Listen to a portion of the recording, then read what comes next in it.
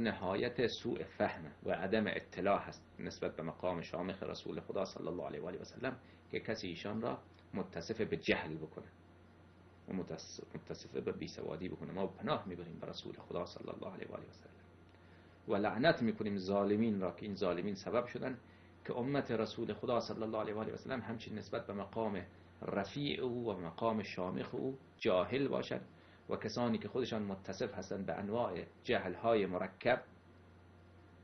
اون کسی که خداوند متعال به او علم اولین و آخرین را عطا کرده نسبت به او بفرمایند بگویند که ایشان الیاذ بالله الیاذ بالله الیاذ بالله بی سواد بودند. رسول خدا صلی الله علیه و آله و سلم امی بودند اما بی سواد نبودند. امی یعنی از ام القرى، از مکه مکرمه بودن، مکی بودن، مدنی بودن، قرشی بودن، عربی بودن، اینا درسته صلی الله علیه و آله و سلم. اما کسی که و یعلمهم الکتاب و الحکمه معلم کتاب باشد او چطور